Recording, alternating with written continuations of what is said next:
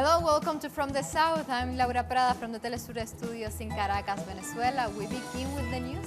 Stay with us.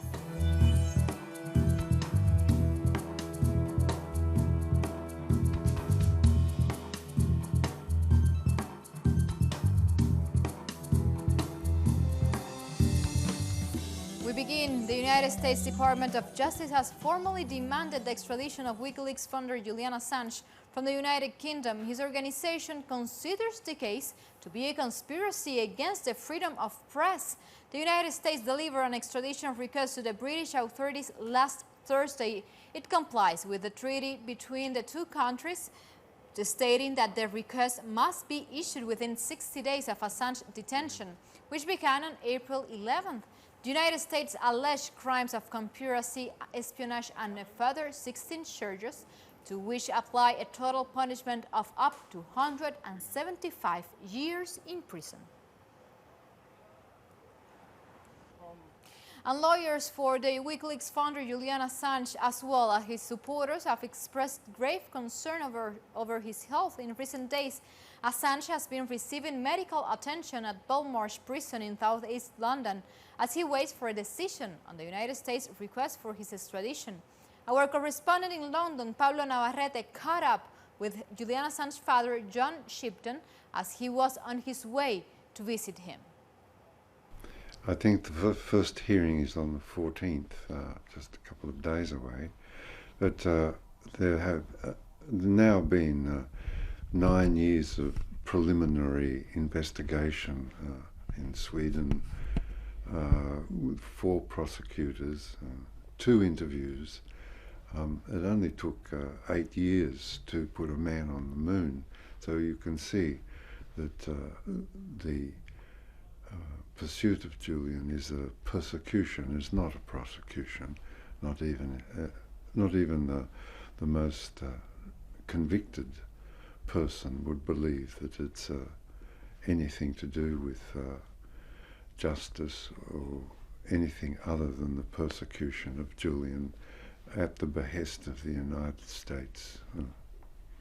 The British government claims that no one is beyond the law and that it's acting, that British justice is merely doing, its role. What would you say about that?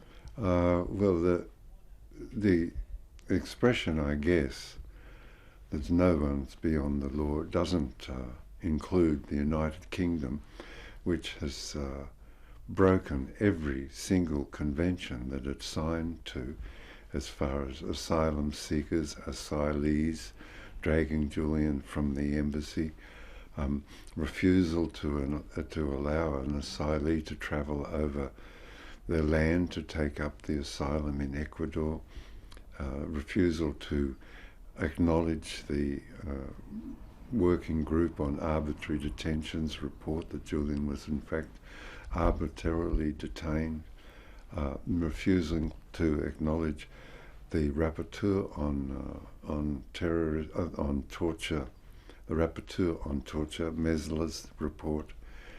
Every convention and law the UK breaks at will.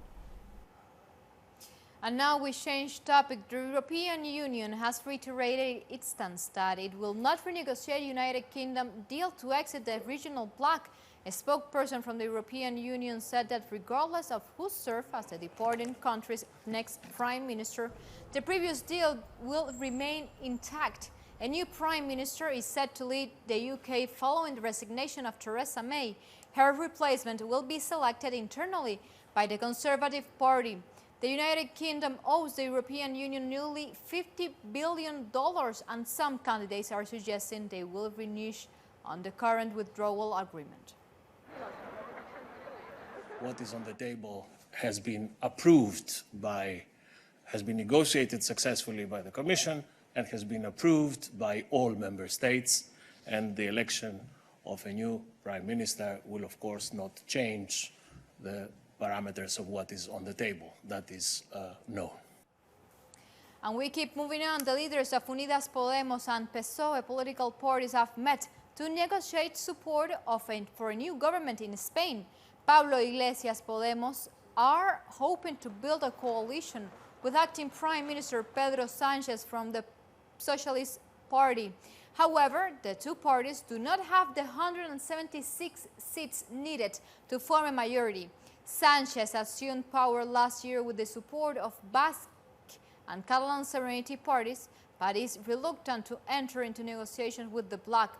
The Socialist Party also appealed to the right-wing Citizens and People's parties on Monday, as Sanchez looks to build support for a new interim in office. From now on, Pedro Sanchez and I will be meeting more discreetly in order to form what I hope can be an agreement to govern. Other topics, we keep moving on. Over 100 U.S. citizens who are members of the Venceremos Brigade are pushing ahead with plans to travel to Cuba as part of a 50th anniversary of the contingent. The trip comes on the heels of Donald Trump's freeze statement on the ban on U.S. citizens traveling to Cuba. What is this about, and why the Venceremos Brigade is so famous? Well, we show you next in the following story. They are U.S. citizens who comprise the Venceremos Brigade, a coalition of people showing solidarity with the Cuban Revolution while challenging U.S. policies against Cuba, including the blockade. Because of the present administration, we've been thrown back another 20 years. And why? Because Cuba has been the lighthouse. Cuba has been the example. Cuba has participated in support of peoples who are struggling throughout the Caribbean, Central South America, in Africa. This year marks the 50th anniversary of the brigade to Cuba. Over 100 U.S. citizens are making the trip.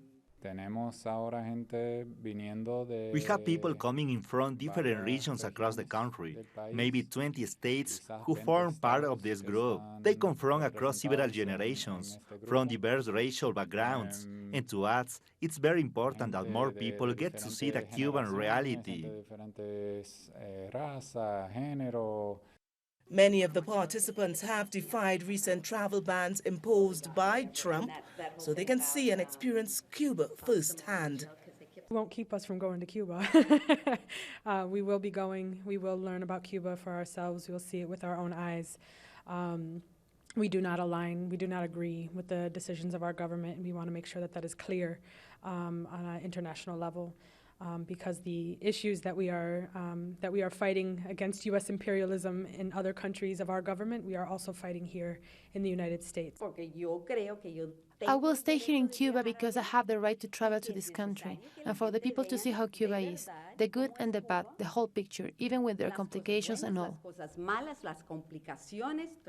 Despite this, they say when next they return, they would like to cross the borders with Canada and Mexico and to declare that they have come from Cuba and that they demand an end to the blockade and to major new restrictions on U.S. citizens traveling to the Caribbean island. And we keep moving on. A World Health Organization investigation has found that 1 in 5 people in war zones suffer from serious mental health issues like depression, bipolar disorder, and schizophrenia. The reports highlight the long-term impact on war in countries like Afghanistan, Iraq, Syria, and Yemen. The WHO also said there is an urgent need to increase investment in mental health care in these countries.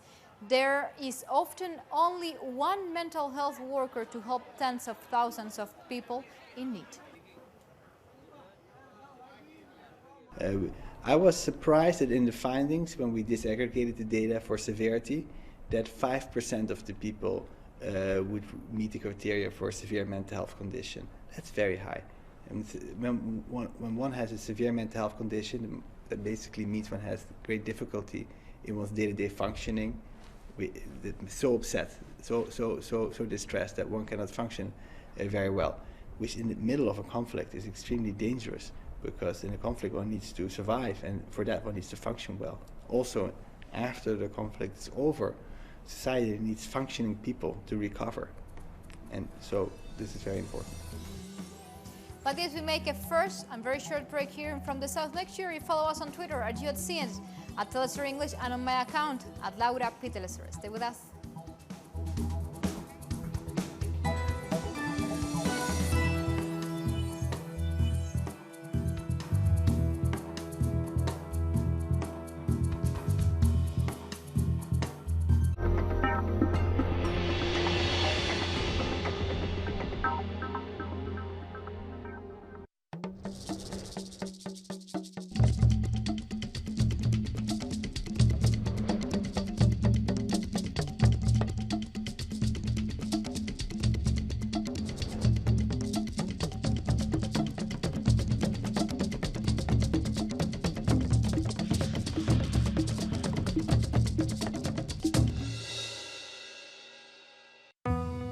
为了保持身体健康，我冥想。Para mantenerme saludable, yo corro. To keep myself healthy, I study. Για να διατηρηθώ υγιής, τρέφομαι σωστά. Para mantenerme saludable, yo bailo. Para mantenerme saludable, yo purifico mi espíritu a través del cuerpo. ¿Y tú? Get Your Body. Tuesdays, only on Telesur.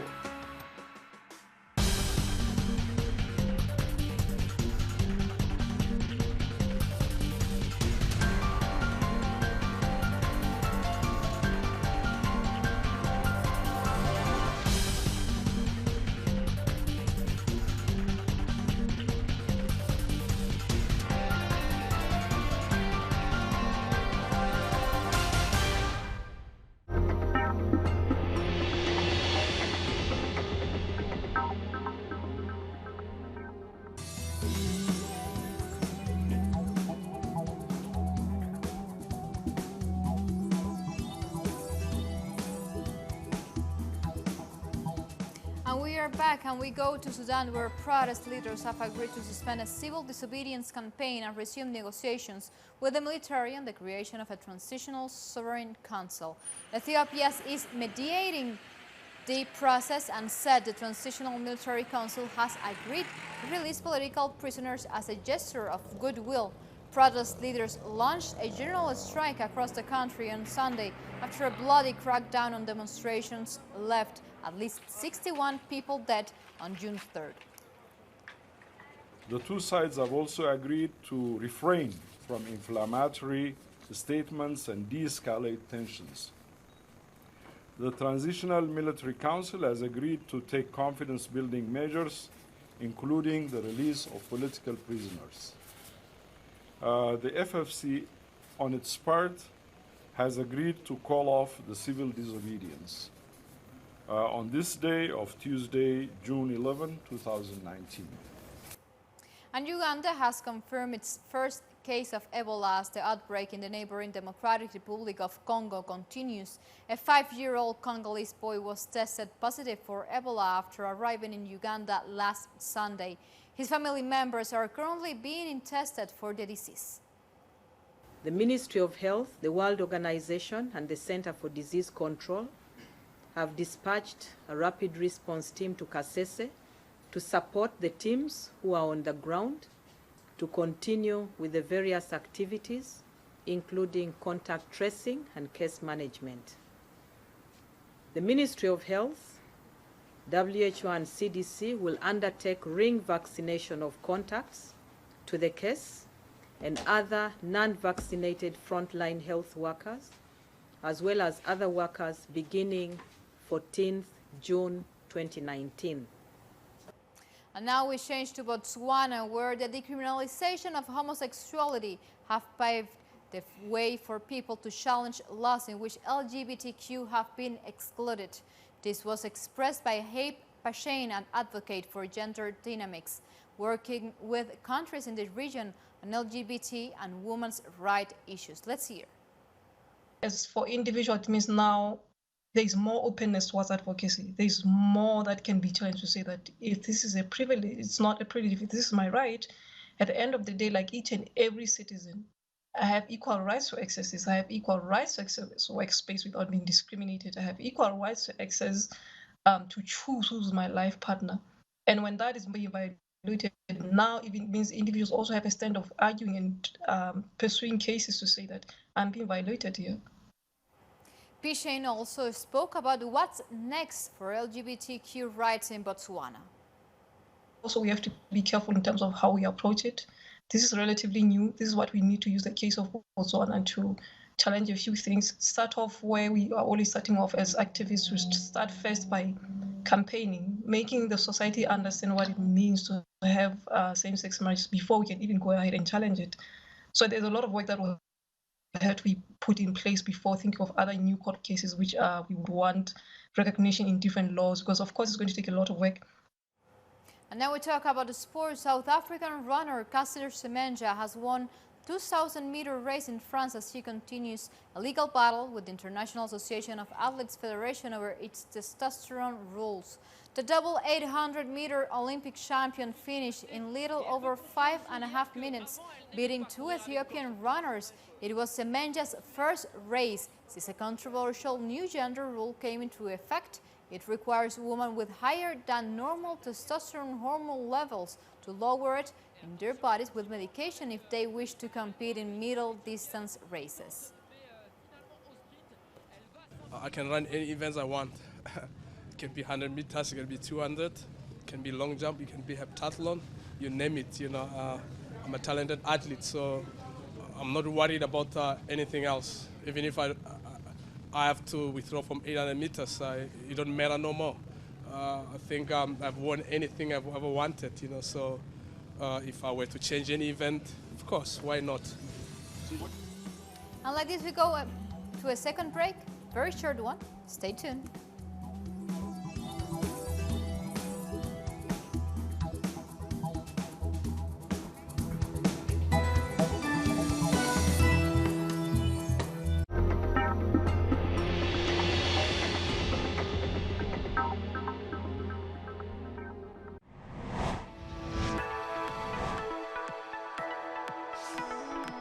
Discover the cultural diversity that defines a continent.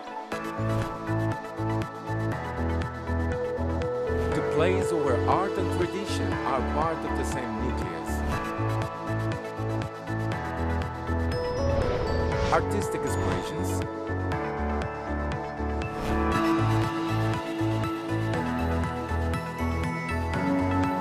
values,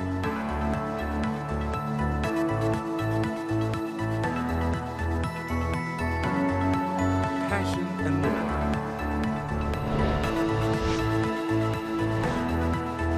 Real life. Fridays, only on Telesur. Enjoy the best content in spaces where you will discover new perspectives, innovation, well-being, conservation, equity, traditions. A wide variety of contents that you will find on Telesur, the news source of Latin America and the Caribbean.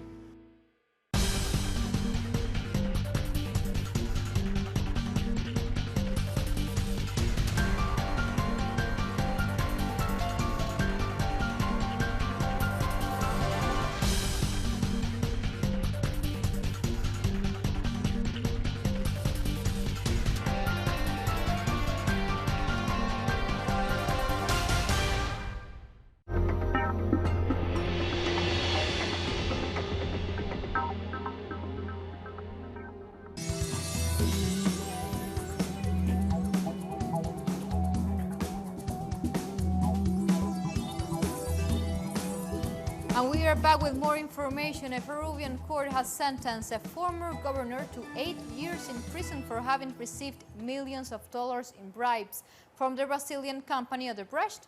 Former governor of Ancash, Cesar Alvarez, received $2.6 million from the Brazilian company Odebrecht for the construction of a highway in 2011. He is also barred from running for a public position for 8 years. He is the first to be sentenced over the Odebrecht case in Peru.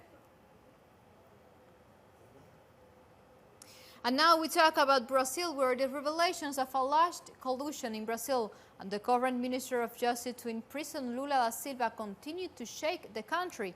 Our correspondent in Sao Paulo, Brian Muir, sent us the following report earlier today. Welcome, Brian. The leaked social media conversations that The Intercept released the day before yesterday, showing members of the Operation Car Wash Task Force, which arrested Luis Inácio Lula da Silva last year, talking about things like they didn't have the evidence needed to arrest the former president, talking about how they were working secretly to damage the PT party's attempts at winning the presidential election last year, even though the PT was leading in all the polls beforehand, and how they worked to prevent Luiz Inácio Lula da Silva from speaking publicly before the elections, have generated massive shockwaves across Brazilian society.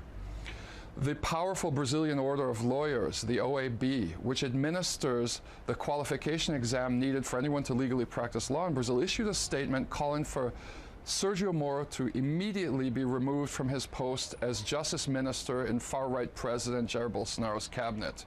The powerful right-wing newspaper Estado do São Paulo, which publicly supported Operation Car Wash all along, is now calling for Sergio Moro to resign from his post. And Lula's defense team filed a motion for habeas corpus to throw out all charges against him that were incurred through the Lava Jato investigation due to the fraudulent behavior of the investigators. Now today, Supreme Court Justice Gilmar Mauro ruled that the Supreme Court will be able to vote on this habeas corpus on June 25th, and it could result in the immediate freedom of the political prisoner Luiz Inácio Lula da Silva. Thank you, Brian. And from Brazil, we move on to Guatemala, where the country is preparing for elections this Sunday, the 16th. The campaign has been marked by tensions and smears between the candidates and a series of corruption scandals. Our correspondent in Guatemala City, Mario Rosales, sent us the following report also today. Welcome, Mario. Here in Guatemala, the final arrangements are being made for Election Day on Sunday, June 16th. The boxes of voting materials are already being distributed across the 23 departments to the country's more than 330 municipalities.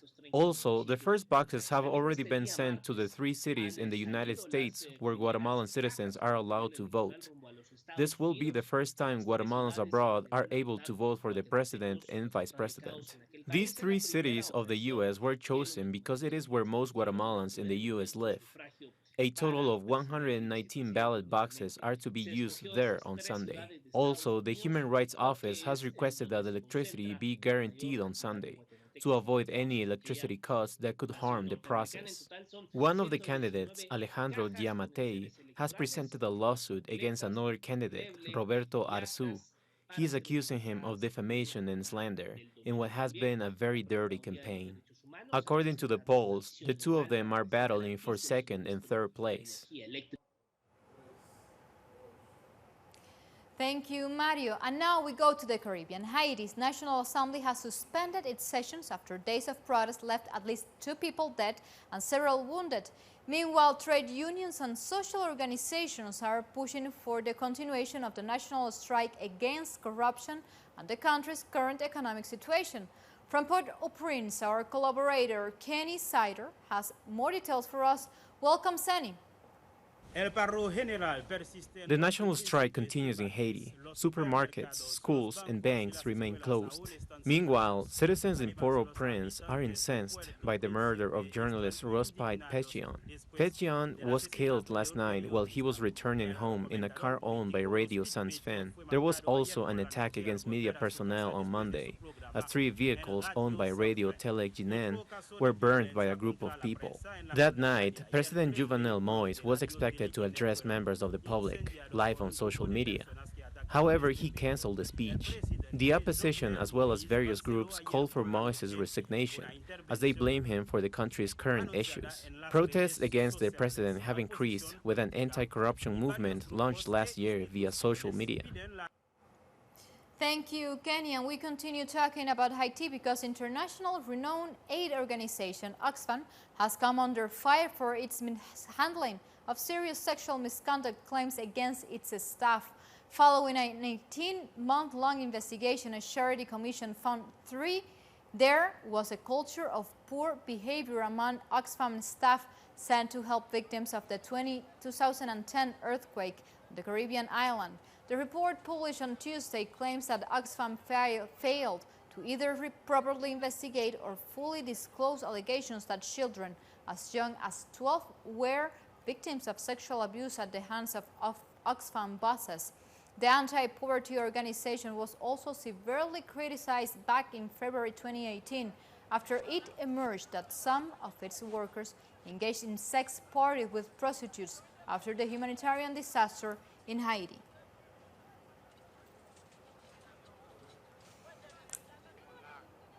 And we leave the Caribbean and we go to Chile, where thousands of teachers marched to Congress in Valparaiso on Tuesday as part of the national strike in defense of public education.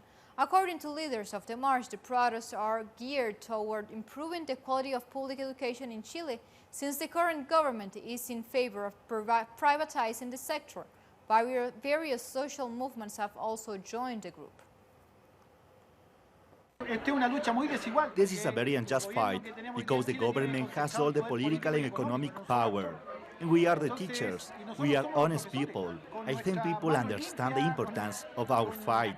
We have had lots of support in the streets, and not only from teachers, but also from various social movements.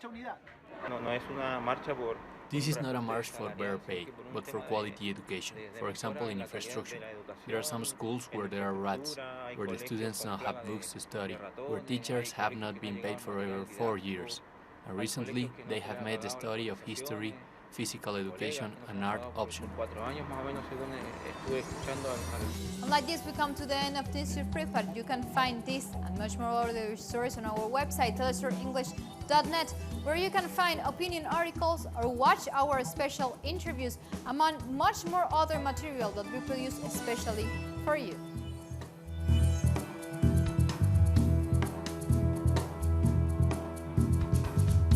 Continue with Telesur, connecting the global thousands. Until next time, thank you for watching.